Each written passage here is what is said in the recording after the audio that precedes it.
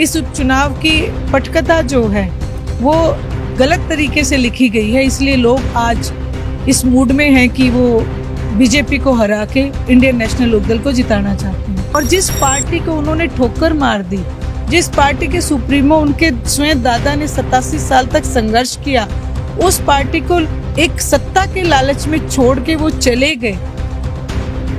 ऐसे में उनको ये सब बयानबाजी नहीं करनी चाहिए। आपको ध्यान होगा जब चुनाव की घोषणा नहीं हुई थी तो शायद रिश्ते में आपके भतीजे लगते हैं दिग्विजय सिंह चौटाला, उन्होंने कहा था कि सारे के सारे जो विपक्ष के लोग हैं वो अपना एक उम्मीदवार खड़ा करें और गठबंधन का उम्मीदवार भारी मतों से एक तरफा जीत जो है वो उसकी होगी।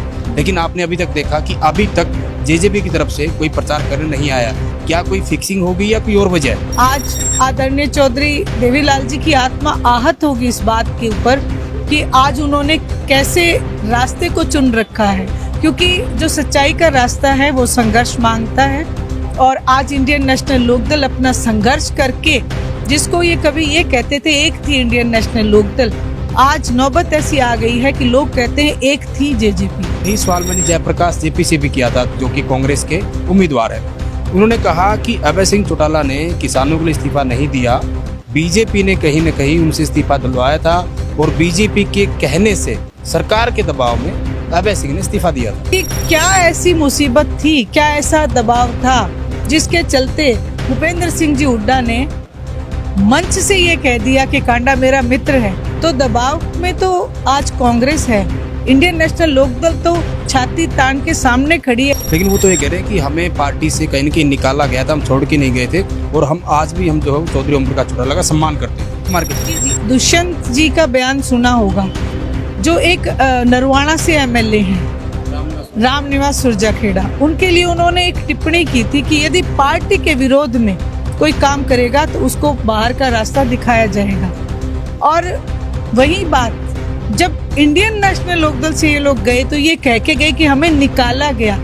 क्या मंच के ऊपर से पूरी जनता ने, पूरी दुनिया ने देखा कि वहाँ पार्टी विरोधी कैसी गतिविधियां चल रही थी? इस व्यवस्था को ठीक करने के लिए एक ऐसे नेता की जरूरत है जो दबंगता से हमारी आवाज को विधानसभा में उठाए, और वो एक नेता केवल अभय सिंह जी चौटाला ही हैं, क्योंकि विधानसभा का सत्र जब आप उठा के देखेंगे तो केवल अभय सिंह जी चौटाला जनता की लड़ाई लड़ते दिखेंगे। नमस्कार, बिंदास हरियाणा की चुनावी यात्रा में मेरे साथ इनेलो की महिला प्रधान महासचिव सुनैना सिंह चौटाला है। मैम, बहुत बहुत स्वागत है आपका। बहुत बहुत धन्यवाद। अभी हम सुनैना सिंह चौटाला से बातचीत करेंगे और अगर आप पीछे नज़र डालेंगे जो पोस्टर हैं वो आप सभी जानते हैं, इनेलो के उम्मीदवार हैं कुर्डाराम नंबरदार, जिनको इनेलो ने पंचायत की तरफ से जो है वो अपना उम्मीदवार बनाया है और जिनके लिए इनेलो पार्टी यहाँ प्रचार प्रसार कर रही है। मैम, आप लगातार कहीं ना कहीं आदमपुर में घूम रहे हैं, आदमपुर का उपचुनाव है। वैसे तो उपचुनाव को सरकार का चुनाव कहा जाता है कि सरकार हावी रहती है, लेकिन क्या कुछ आपको लग रहा है? देखिए, इस बार ये जो पहली बात तो ये है कि उपचुनाव हो क्यों रहा है। जो एलनाबाद का उपचुनाव हुआ था वो हुआ था किसान के पक्ष में इस्तीफा देने के लिए, और ये जो उपचुनाव है इसका कोई रीज़न लोगों को नज़र नहीं आ रहा, इसलिए लोग ये कह रहे हैं ये तो हमारे साथ धोखाधड़ी है। वो स्पेशल इस बात के ऊपर जोर दे रहे हैं कि हम नुमाइंदा चुनते हैं हमारी आवाज़ उठाने के लिए, और वो हमें मझदार में छोड़ के चले गए। इसलिए इस उपचुनाव की पटकथा जो है वो गलत तरीके से लिखी गई है, इसलिए लोग आज इस मूड में हैं कि वो बीजेपी को हरा के इंडियन नेशनल लोकदल को जिताना चाहते हैं। मैम, जहां आप इनेलो की जीत का कहीं ना कहीं दावा कर रही हैं और जीत के लिए आश्वस्त भी हैं, लेकिन कुलदीप बिश्नोई की बात करें, क्योंकि आपने कहा कि ये चुनाव थोपा गया है आदमपुर, लेकिन वो कह रहे हैं कि मैं विपक्ष में था और मेरे आदमपुर हल्के के विकास कार्य थे, इस तरह की चीज़ें थी, वो काम नहीं हो पा रहे थे, इसलिए मैं कहीं ना कहीं कांग्रेस पार्टी को छोड़कर बीजेपी में गया हूँ। देखिए, ये तो उनका एक बहाना है ये सब करने का। आदरणीय अभय सिंह जी चौटाला भी एलनाबाद के एक ऐसे एमएलए हैं जो पार्टी में नहीं है, और जिनके ऊपर मैं ये कहूँगी कि जिनके ऊपर सभी की आंखें लगी रहती है। आप एलनाबाद में विकास देखिए, एक एमएलए के दायित्व में जितने विकास होते हैं कम से कम उतने तो नहीं यहाँ कराने चाहिए थे। आप आदमपुर में जाएं, देखें, आज लोग परेशान हैं, छोटी छोटी बातें, छोटी छोटी परेशानियां उनकी है जो एक एमएलए बड़े आसानी से दूर कर सकते हैं, लेकिन नहीं की गई।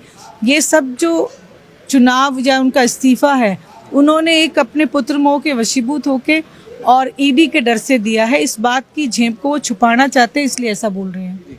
आपने अभय सिंह चौटाला की बात की कि उन्होंने जो ऐलनाबाद में इस्तीफा दिया था वो कहीं ना कहीं किसानों के लिए दिया था, जो कृषि कानून आए थे उनके खिलाफ दिया था। लेकिन यही सवाल मैंने जयप्रकाश जेपी से भी किया था, जो कि कांग्रेस के उम्मीदवार हैं। उन्होंने कहा कि अभय सिंह चौटाला ने किसानों के लिए इस्तीफा नहीं दिया, बीजेपी ने कहीं ना कहीं उनसे इस्तीफा दिलवाया था और बीजेपी के कहने से, सरकार के दबाव में अभय सिंह ने इस्तीफा दिया था। देखिए, मुझे तो ये पूरी बात ही उनकी बिल्कुल निराधार लगी, क्योंकि अभय सिंह जी चौटाला अगर इस्तीफा दें तो इसमें बीजेपी कैसे उनको अंडर प्रेशर कर सकती है, पहली बात तो। दूसरी बात, फिर कांग्रेस पार्टी वहाँ मित्रता का धर्म क्यों निभा रही थी बीजेपी के साथ? ये सवाल तो उल्टा इंडियन नेशनल लोकदल हमेशा मैं अपने इंटरव्यू में करती हूँ कि क्या ऐसी मुसीबत थी, क्या ऐसा दबाव था जिसके चलते भूपेंद्र सिंह जी हुड्डा ने मंच से ये कह दिया कि कांडा मेरा मित्र है। तो दबाव में तो आज कांग्रेस है, इंडियन नेशनल लोकदल तो छाती तान के सामने खड़ी है हर उस नीति के खिलाफ जो सरकार हमारे ऊपर थोपने का काम करती है। आपने कहीं ना कहीं जेपी के जो बयान उनको निराधार बताया। हालांकि मैं आपको बता दूं कि जेपी से मैंने सवाल जिस संदर्भ में किया था, मैं आपसे उसी संदर्भ में कर लेता हूं। मैंने जेपी से सवाल किया कि ये सरकार का तीसरा उपचुनाव है। पहला उपचुनाव हुआ गठबंधन सरकार का बड़ौदा में, उस चुनाव की वजह थी क्योंकि वहाँ के जो विधायक थे उनकी डेथ हो गई थी, तो जाहिर सी बात है सीट खाली होगी तो चुनाव होगा। दूसरा चुनाव था ऐलनाबाद का, जो कि अभय सिंह चौटाला ने किसानों को इस्तीफा दिया। इस बात पर उन्होंने कहा था कि अभय सिंह ने किसानों के लिए इस्तीफा नहीं दिया, अभय सिंह ने बीजेपी के डर से इस्तीफा दिया था। अगर बीजेपी से डर से इस्तीफा होता तो किसानों के लिए इस्तीफा ना दिया होता। आप मुझे बताओ कि ये डर इनको क्यों नहीं सताया? मैं यही तो कह रही हूँ कि मित्रता का धर्म तो वो निभा रहे थे, अगर फिर वो डर के निभा रहे थे मित्रता का धर्म, तो अभय सिंह जी चौटाला ने तो सीधा सीधा मंच से, क्या पूरे हिंदुस्तान में, जब पूरी दुनिया में जब जो लोग किसान आंदोलन को देख रहे थे, तो इसमें बीजेपी का डर कहाँ से रह गया? बल्कि ये तो बीजेपी के सीधा सीधा चैलेंज था कि आप 3 काले कानून वापस लो, नहीं तो मैं इस्तीफा दूंगा। ये चैलेंज दिया था जिसमें कि बीजेपी को घुटनों के बल आना पड़ा था। वही मैडम बात करें, इनेलो के सामने गठबंधन के उम्मीदवार भी है, कांग्रेस भी है, आम आदमी पार्टी भी है और भी बहुत सारी पार्टियां, एलएसपी है, वो भी चुनाव लड़ रहे हैं। मुकाबला आप किससे मान रहे हैं? देखिए, इंडियन नेशनल लोकदल आज लड़ाई लड़ रही है व्यवस्था के खिलाफ। मुकाबला यही है कि जनता से प्रार्थना करूंगी इस व्यवस्था को ठीक करने के लिए एक ऐसे नेता की जरूरत है जो दबंगता से हमारी आवाज को विधानसभा में उठाए, और वो एक नेता केवल अभय सिंह जी चौटाला ही हैं, क्योंकि विधानसभा का सत्र जब आप उठा के देखेंगे तो केवल अभय सिंह जी चौटाला जनता की लड़ाई लड़ते दिखेंगे। वही हम पूर्व मुख्यमंत्री भूपेंद्र सिंह हुड्डा की बात करें, उन्होंने, आपने भी उनका बयान सुना होगा, उन्होंने कहा कि जितनी भी पार्टियां हैं वो कहीं कहीं नकली पार्टियां, उन्होंने बताया कि उनके पास अपने नेता नहीं, अपने उम्मीदवार नहीं है, सारे के सारे जो उम्मीदवार हैं वो कांग्रेस से गए हुए हैं। देखिए, हरियाणा प्रदेश ही नहीं, हिंदुस्तान की राजनीति में जितने नेता हैं वो आदरणीय चौधरी देवीलाल जी के स्कूल के विद्यार्थी हैं, और जो जिस नेता की वो बात कर रहे हैं जयप्रकाश जी, वो भी इंडियन नेशनल लोकदल की ही देन है। लेकिन जब उन्होंने एक सच्चाई का रास्ता छोड़ना चाहा तो उन्होंने कांग्रेस का दामन थामा। इसलिए मैं ये कहना चाहती हूँ, आज जो कुर्डा राम जी है उन्होंने कांग्रेस को छोड़ के एक सच्चाई का दामन थामा है, वहाँ उनको इज्जत और मान सम्मान दिया गया है, इसलिए वो इंडियन नेशनल लोकदल के साथ हैं।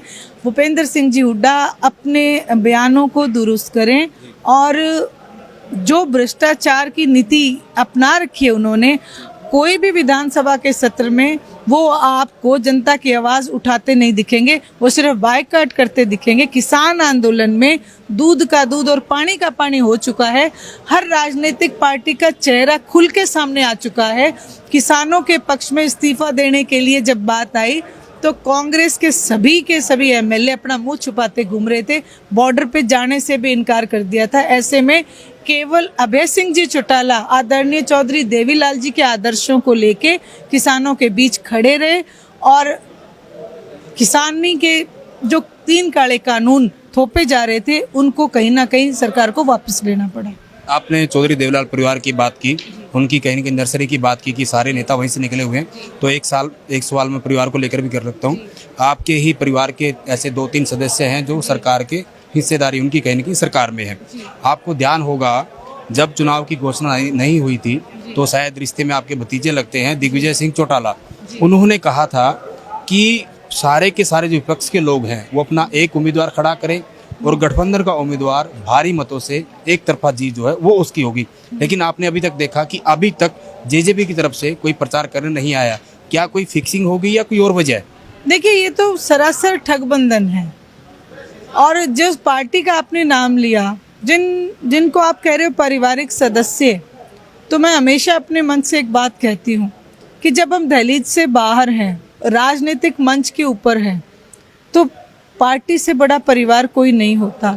और जिस पार्टी को उन्होंने ठोकर मार दी, जिस पार्टी के सुप्रीमो उनके स्वयं दादा ने 87 साल तक संघर्ष किया, उस पार्टी को एक सत्ता के लालच में छोड़ के वो चले गए।